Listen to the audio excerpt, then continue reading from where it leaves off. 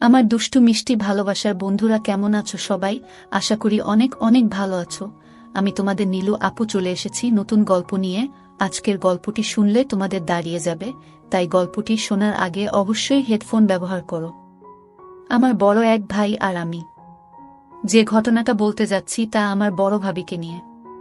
বড় ভাই বিয়ে করে 2003 সালে, আর ভাইয়া বিয়ে করে। আমার ভাবির পরিবারের সবাই মিরপুরেতেই থাকে, আর বিয়ে দেওয়া হয় একই জেলাতে, মানে ঢাকাতে। আমি যখন ভাবির প্রতি দুর্বলতা অনুভব করি তখন তার বয়স 23 বছর। বিয়ের পর ভাবির হঠাৎ করে বেড়ে যায়, আর বেড়ে যাওয়ার কারণে ভাবিকে আগের চেয়ে আরও বেশি সুন্দর লাগত। ভাবি দেখতে যেমন সুন্দরী ছিল তেমনই তার গঠনটাও। ভাবির যে অংশটা আমার সবচেয়ে ভালো লাগত তা হলো তার দুটি, তবে তখন এসব নিয়ে কখনো ভাবিনি। তবে ভাবির যখন একটা ছেলের জন্ম হয় তখন আমি লুকিয়ে লুকিয়ে ভাবিকে দেখতাম। যখন সে তার বাচ্চাকে খাওয়াতো আমার খুব লোভ লাগত। ভাবতাম, ইস, আমিও যদি খেতে পারতাম। কিন্তু আমার স্বপ্নটা স্বপ্নেই রয়ে যায়। তবে আমি হাল ছাড়িনি, সুযোগের অপেক্ষায় ছিলাম, আর একদিন সেই সুযোগটা এসে গেল। দিনটি ছিল 2004 সালের এপ্রিল মাসের 21 তারিখ। হঠাৎ করে ভাবি বলল যে ভাবির নাকি খুব শরীর খারাপ, বুকে নাকি অনেক ব্যথা করছিল। দেরি না করে তাড়াতাড়ি আমি ডাক্তার সাথে করে নিয়ে যাই, কারণ বড় ভাই তখন বাড়িতে ছিল না, আর বড় ভাই ব্যবসার কারণে থাইল্যান্ডে গিয়েছিল। তো ডাক্তার গিয়ে ভাবিকে দেখে বলে দেরি না করে ভালো একজন হার্টের ডাক্তার দেখাতে। আমি ঘটনাটা বড় ভাইকে জানাই।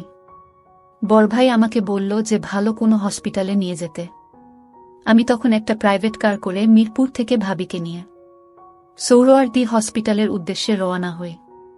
হসপিটালে পৌঁছাতে পৌঁছাতে আমাদের প্রায় কয়েক ঘন্টা লেগে যায়। আমি ভাবিকে নিয়ে আমার পরিচিত একজন হার্টের ডাক্তার দেখায়। ডাক্তার ভাবিকে দেখে কিছু টেস্ট দিল আর আমাকে কিছু ওষুধ নিয়ে আসতে বলল। আমি ভাবিকে টেস্টগুলো করিয়ে ওষুধ নিয়ে আসি।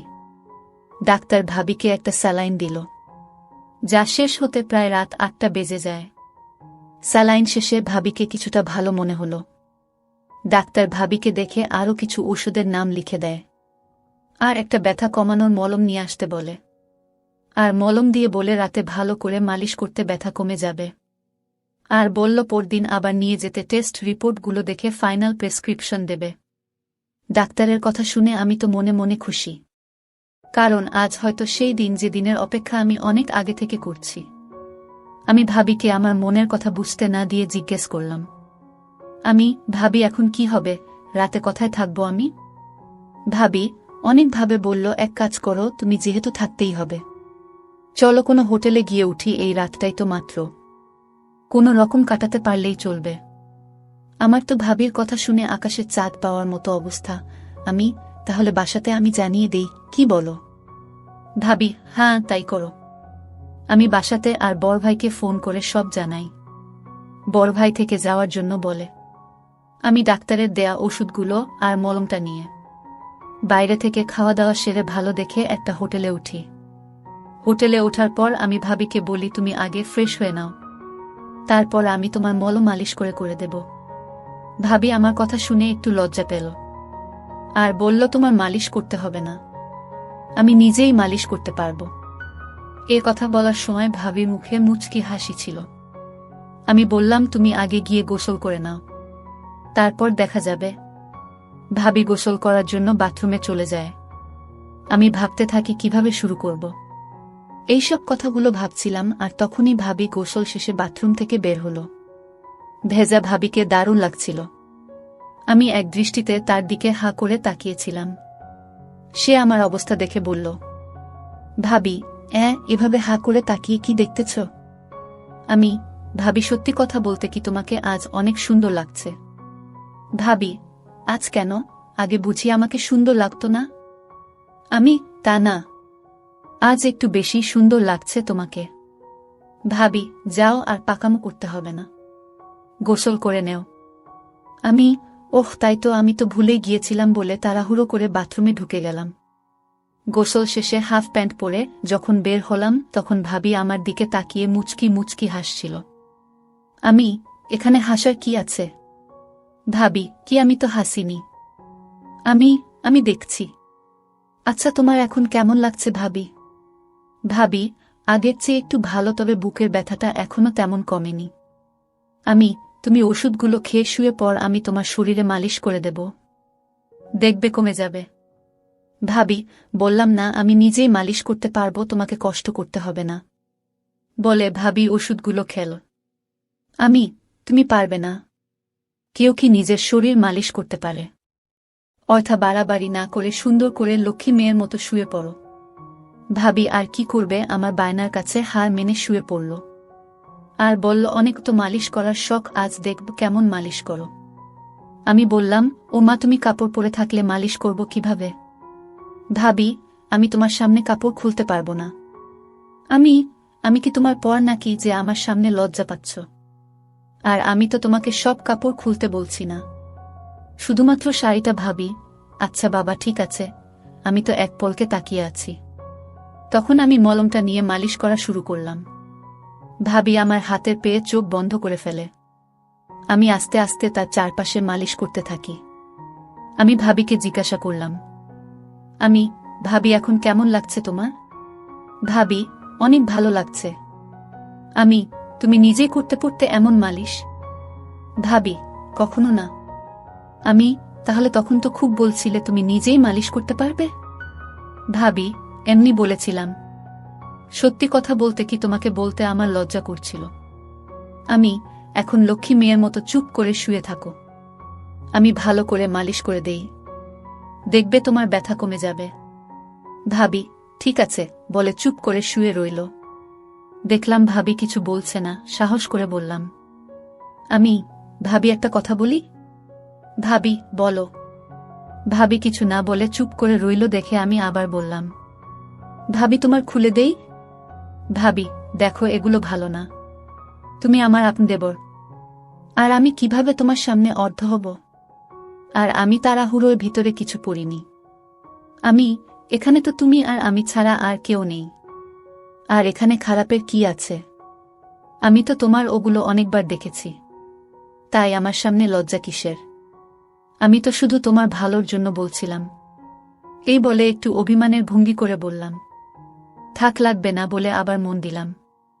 ভাবি কিছুক্ষণ ভেবে বলল, ও মা, আমার দেবরটা দেখি আমার উপর রাগ করেছে, বলে আমার মাথাটা তার দিকে তুলে নিল আর বলল, ভাবি, আচ্ছা তুমি বুঝি আমাকে লুকিয়ে লুকিয়ে দেখতে? তবে দেখ দেবর ভাবি, এসব ঠিক না, আর কেউ জানলে আমার তো সর্বনাশ হয়ে যাবে, আমার ঘর সংসার সব শেষ হয়ে যাবে। তোমার কি মাথা খারাপ নাকি? আমি কেন কাউকে বলতে যাব? তোমাকে লুকিয়ে দেখার কি আছে? তোমার ছেলেটাকে যখন তুমি খাওয়াতে তখন তো আমি অনেকবার দেখেছি, তবে সেটা অনেক আগে। আর একদিন বড় ভাই যখন খাচ্ছিল তখন আমি দেখছি। ভাবি, আচ্ছা তাই বুঝি, এখন আমার এগুলো আবার কাছ থেকে দেখতে ইচ্ছে করছে। এই বলে ভাবি তার দিয়ে বলল, দেখো তোমার যত ইচ্ছে দেখো, আর এগুলোকে একটু ভালো করে মলম দাও। আমি তো খুশিতে ভাবি বসিয়ে দেই। তারপর দুই হাত দিয়ে ভাবির শক্ত শক্ত দুইটা ভাবিরগুলো দেখতে খুব সুন্দর ছিল। আমি মনের সুখে অনেকক্ষণ পর ভাবিকে বললাম, ভাবি তোমাকে একটা কথা বলি, রাগ করবে না তো? ভাবি, না, রাগ করব না। আমি তোমাকে অনেক ভালোবাসি। ভাবি, আমিও তোমাকে অনেক অনেক ভালোবাসি। আমি তোমার অনেক ভালোবাসি। ভাবি হতভম্ব হয়ে বলে, আমাকে কি? আমি সত্যি বলছি ভাবি, তোমাকে আমি সব সময় লুকিয়ে লুকিয়ে দেখতাম। ভাবি, কি বলছো তুমি এসব কথা? আর কি কি দেখেছ আমার? আমি বললে তুমি রাগ করবে না তো? ভাবি, না, করব না, বলো। একদিন তোমাকে বড় ভাই কাজটাও আমি দেখছি, আর তখন থেকে আমারও তোমাকে খুব ইচ্ছে করত। ভাবি, না বোঝার ভান করে, কি ইচ্ছে করত তোমার আমার সাথে? বড় ভাই যা করছিল। ভাবি, তোমার কি মাথা খারাপ হয়েছে নাকি? তুমি জানো তুমি এসব কি বলতেছ? তাছাড়া আমরা ভাবি দেবর। তুমি তাহলে কিছুই জানো না? আজকাল সবই সম্ভব। আমি অনেকগুলো ছবি দেখছি যেখানে শুধু দেবর ভাবি কেন, ভাই বোন মা ছেলে তো ওইসব কাজ করে। ভাবি, আমি বিশ্বাস করি না, তুমি সব বানিয়ে বলতেছ। কসম ভাবি, আমি কিছুই বানিয়ে বলছি না, সবই সত্যি। প্রথমত আমিও বিশ্বাস করতাম না, কিন্তু যখন দেখলাম তখন বিশ্বাস না করে থাকতে পারিনি। আর এছাড়াও বাজারে অনেক গল্পের বইও পাওয়া যায়, যেখানে মা ছেলে, বাবা মেয়ে আর ভাই বোন, ভাবি দেবরের গল্পে ভরপুর। ভাবি, তুমি কি সত্যি বলতেছ? ভাবি, আমি কি তোমাকে মিথ্যে বলবো নাকি? আর কসমও তো করলামই। কসম করে কেউ কি মিথ্যে কথা বলে নাকি? ভাবি কিছুক্ষণ চুপ করে থেকে বলল, আচ্ছা ওইসব বাদ দাও। আমি বুঝতে পারলাম ভাবি কিছুটা দুর্বল হয়ে পড়েছে। তাই আমি এবার দেখি ভাবির শ্বাস ঘন হচ্ছে। আমি একবার উপরে যাই, আবার নিচে নেমে আসি। কিছুক্ষণ পর ভাবি আবার জিজ্ঞেস করে, ভাবি, আচ্ছা আমরা যা করছি তা কি ঠিক? বেঠিকের কি আছে? আর আমরা দুইজন তো মানুষ। আর যদি চায় তাহলে সেখানে সমস্যা তো থাকার কথা নয়। আর তুমি কি জানো পৃথিবী শুরু হয়েছে পারিবারিক খেলা দিয়ে। আগে তো দেবর ভাবির ভাই বোনের বিয়ে বৈধ ছিল, আর তা হতো অনেক ধুমধাম করে। আর অনেক জায়গায় বাবার যদি কিছু হয় ছেলে তার মাকে বিয়ে করে। এরকম আরও অনেক কাহিনী আছে। ভাবি, তাই নাকি? তুমি এত কিছু জানলে কি করে? বই পড়ে। ভাবি, তাই তো বলি আমার প্রতি তোমার এত মনোযোগ কেন ছিল? আচ্ছা তুমি তাদের মতো আমার সাথে।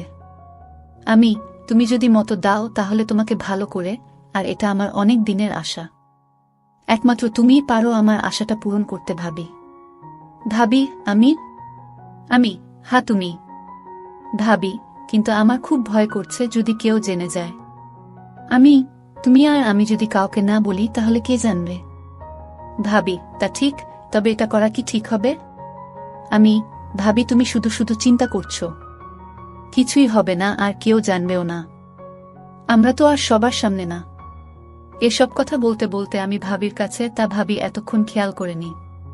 পরদিন সকালে ফ্রেশ হয়ে হোটেল ছেড়ে দিয়ে আমরা নাস্তা করে হালকা মার্কেটিং করে সকাল 9টার দিকে আবার হসপিটালে যাই।